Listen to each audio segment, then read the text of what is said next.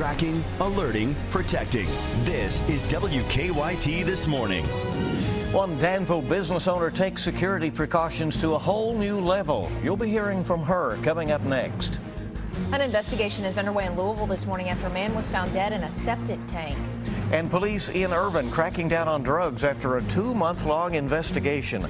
Those stories and more, breaking news as it happens. And, of course, weather for the weekend coming up on WKYT This Morning.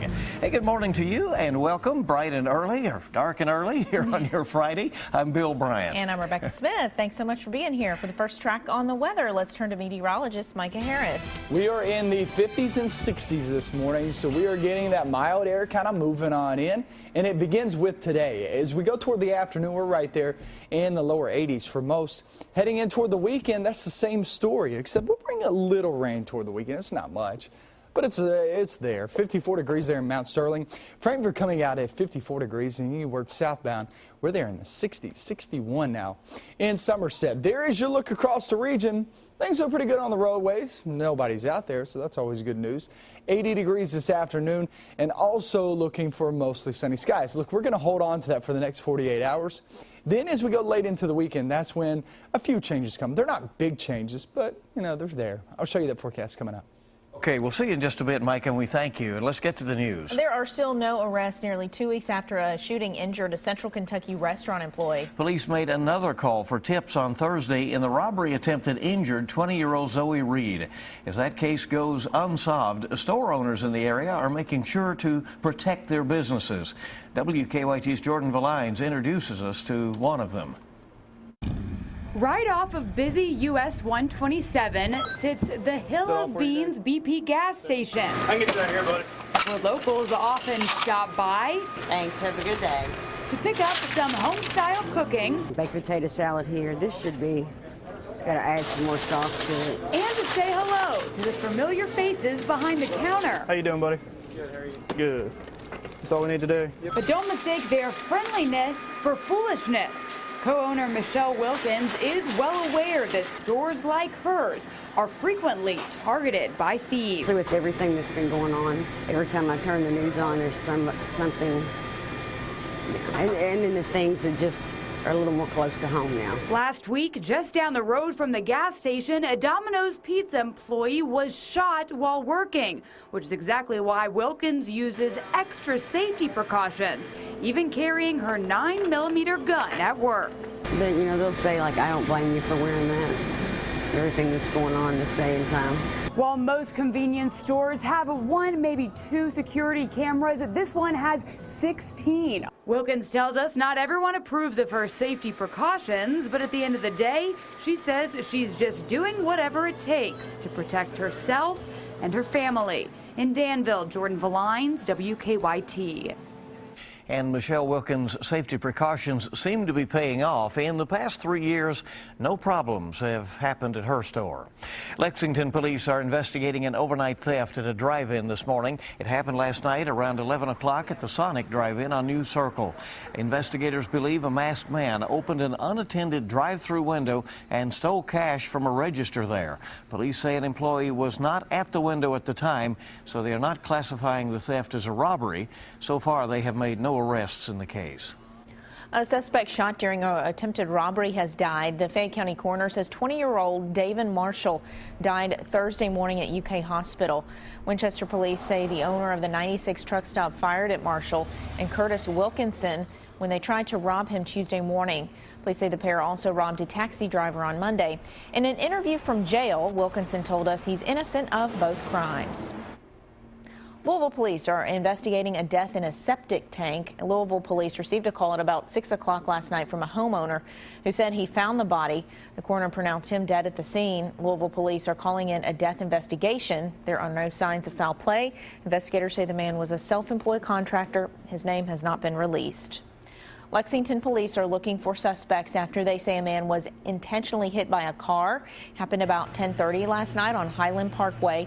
Investigators say 2 men were having an argument which led one of them hitting the other with a car intentionally. The victim was taken to UK Hospital for non-life-threatening injuries. Police say they're still looking for the suspect but think he's driving a gold or tan Nissan Altima. Police responded to a report of shots fired at a Lexington apartment complex last night. Police tell us the shots were fired during a burglary or robbery on Jennifer Road off Eastland Parkway. Police are looking for suspects now. They say it's possible one was hit by gunfire. Investigators in western Kentucky spent the day searching for a fugitive armed and dangerous. That's what he's considered to be. State police spotted this man in Bowling Green just after midnight Thursday, but he got away. He checked into a hotel after running from police, but was gone by 9:30 in the morning. He's wanted in a homicide investigation in Pennsylvania, but not the one, of course, making national headlines the last 2 weeks. Pretty certain to say he's not the subject there in Pennsylvania that is wanted for the murder of 2 Pennsylvania state troopers. Okay. Warren County schools are on lockdown because of the search. As of this morning, the Bowling Green Police Department has not found the suspect. Police have charged a Lexington father with abuse after they say he shook his 4-month-old daughter. According to an arrest citation, 27-year-old Darnell Tagaloa shook the baby because she would not stop crying. We're told the infant suffered severe head injuries. We talked to the Lexington organization called The Nest. They say the case is upsetting and didn't have to end this way.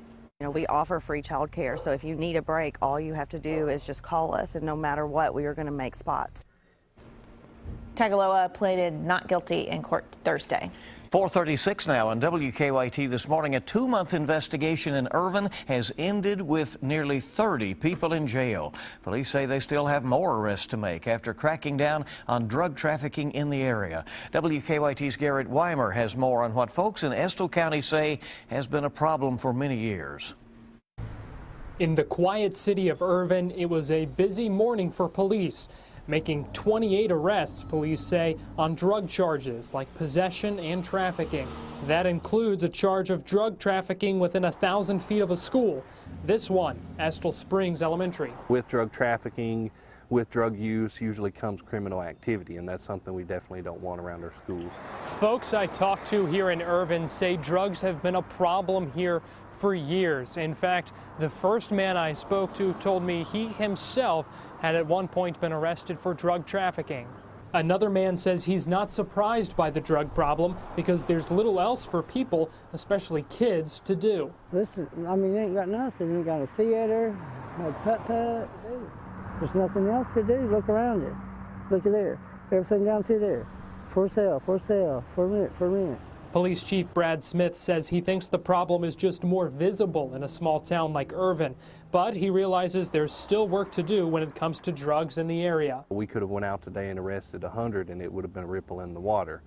So it is an ongoing battle, and it's something that we take serious, and we look forward to continuing that. In Estill County, Garrett Weimer, WKYT.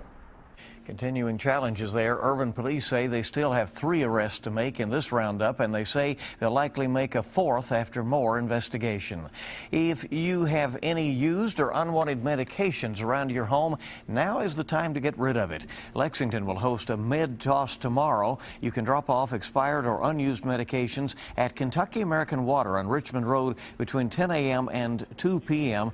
It's one of many drug take-back events being held across the state and country tomorrow for the DEA National Take Back Initiative. We're tracking the search for vandals who damaged a former school building. Those vandals broke out windows at the old Whitesburg High School, spilled paint inside, and left behind vulgar graffiti. While the school's been closed since 2004, the superintendent says it will still cost the district money. The building does have surveillance cameras, but they aren't working since there's no electricity. Police are investigating after a Bryan Station High School student says a man she didn't know approached her on the way to school. The Herald-Leader reports school leaders sent a letter home with students saying that a man in a white truck offered the girl a ride as she walked to school near Bryan Avenue and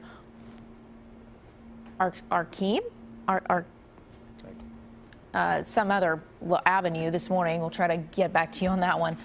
She ran to a nearby Walgreens where an employee let her inside. According to the letter, police will increase patrols in the area. So sorry, we'll try to get back to you. I think that's correct. I think Arkeem's right. Okay, yeah. Arkeem. All right, time this morning is rolling toward 4:40, 20 till 5 on WKYT this morning. Good to have you along with us on your Friday as we get rolling. Mom and Dad both need to be involved in your child's education. Moms Every Day explains why it's so important after the break. Feels pretty good outside this morning. Not really cold at all. We head toward the afternoon. We're going to see warmer conditions and even 80s all over the forecast. That comes up next. Now, your hour-by-hour forecast with meteorologist Micah Harris and First Alert Defender. Looking outside this morning, this is your 5th consecutive morning where we have had, beautiful, beautiful conditions. And it actually feels much better this morning than the past several mornings due to the fact we're in the 50s and 60s. Rather than those 40s we've been dealing with. So there you go. Frankfort Cam, you can see all is well. Very quiet this morning there in Franklin County. We're at 54 there at Mount Sterling, 57 Richmond. As you work your way southbound, even some 60s, lower 60s. 63 there in Jackson. So we are getting warmer, not just by the afternoons, but by the mornings too. As you see Harlan coming out at 59 degrees. Go toward the afternoon, right around 80 degrees. It's fairly warm for this time of year. I mean, typically we're around 75. You see, we're going to be right there at noontime at 75 degrees. So when you see that, you know it's going to be a fairly warm afternoon. For football later on this evening, looks great. It's one of those evenings you won't need a coat, that's for sure. But maybe a long sleeve if you're one of those that gets a little bit cool once that sun sets. Other than that, I think most of us can go out there with shorts and a short sleeve shirt. So all in all, it's not all that bad. Let's go toward the weekend. Still looking dry on Saturday. Temperatures will be pretty warm there in the lower 80s. We head towards Sunday and we'll creep toward 80, but we'll add some clouds in there. And that 40% chance of rain is really toward late in the day. We're talking evening, nighttime hours as of right now. Maybe a couple of showers during the afternoon, but for the most part, the bulk of it comes during the time once the sun sets. So for the most part, any events going on, you got the Burgoo Festival going on there in Lawrenceburg in Anderson County. Most of the weekend's going to be good for you guys. And honestly, during Sunday, I don't see a chance of rain for you guys there in Anderson. It's more for your southeast. So the World Chicken Festival, that's something to watch for as we go throughout the weekend. So there's your look. UK games going on later on that evening on Saturday. Any tailgating happening. It'll be warm, but it will be sunny. So enjoy and get out there and root them on. We are going to snap a 17-game losing streak. I'm calling it right now. We're going to do it. I believe in these guys. They really turn some things around. I know I'm the weather guy, but I've watched football all my life. I'm from the state of Alabama. I was going to say, right, you have some credentials, street cred, right? Yeah, right. Yeah. But they look good, man. I'm excited to see them win their first SEC game. Should be a good game tomorrow. Yep. All right. Yeah. Thank you so much. It's 4:45 right now. We all want our kids to be successful in the classroom. As Mom's Everyday correspondent Katie Kunkel explains, their success depends on you. Hello, I'm Katie Kunkel. How well your child does in school significantly depends on how involved you are. Studies show that kids whose parents are involved in their education do better in school. Parenting.org has several ways you can set up your child for classroom success. First, establish effective communication with your child's school. Don't wait until there's a problem. Compliment your teacher if your child is doing well. Ask questions during school activities and join the PTA or volunteer. Next, consistently and frequently encourage and guide your child. Talk about homework and what's going on in the classroom. Praise and reward school successes. Lastly, display a love of learning at home. Ask questions, exchange ideas, and fuel your child's curiosity. For more tips to make mom's life easier, visit momseveryday.com. For these tips and more, go to WKYT.com. Click on Moms Every Day. Hey, good morning. Good to have you along. WKYT this morning on the air at 4:46 on your Friday. After the break, a South Carolina state trooper may face felony charges after he shot an unarmed man. We'll have the latest after this. Welcome back in. 4:49 our time now. After 6 years on the job, Eric Holder is stepping down. He's one of the few original members of President Barack Obama's cabinet. The president thanked Holder for his service at the White House event yesterday. Obama recognized Holder's contributions to his cabinet and his more than 26 years of working at the U.S. Justice Department. His nearly 6-year tenure as head of the Justice Department was marked by highs like civil rights enforcement and lows like the controversial Fast and Furious program that unintentionally put weapons in the hands of Mexican drug cartels. Memo showed he was aware of that operation for close to a year. He will remain in his post until a successor is confirmed by the Senate. Well, a traffic stop quickly devolved into a shooting when a driver reached back into his car for his license. Misinterpreting his actions, a South Carolina Highway Patrol trooper opened fire. Martin Savage has the story.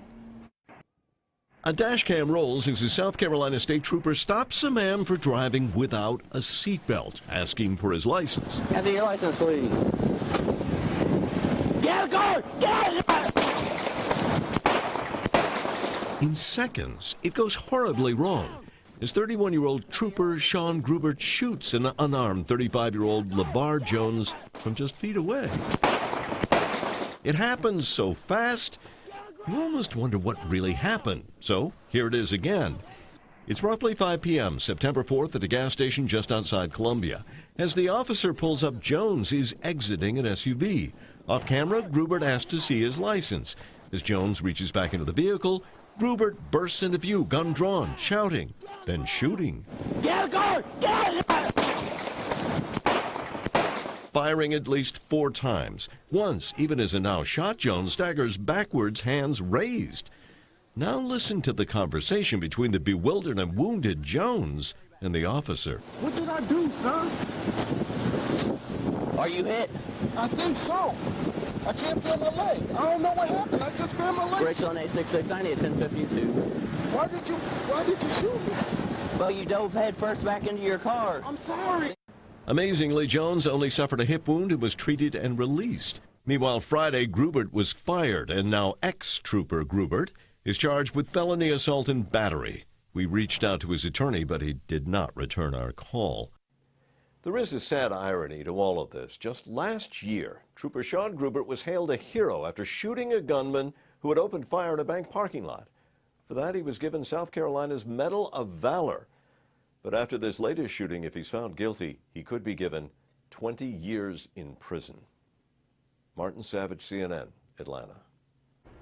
Tough stuff there. Well, the shooting happened a few weeks ago, but the trooper was only recently taken off the force. That trooper now, as you heard it, faces felony charges.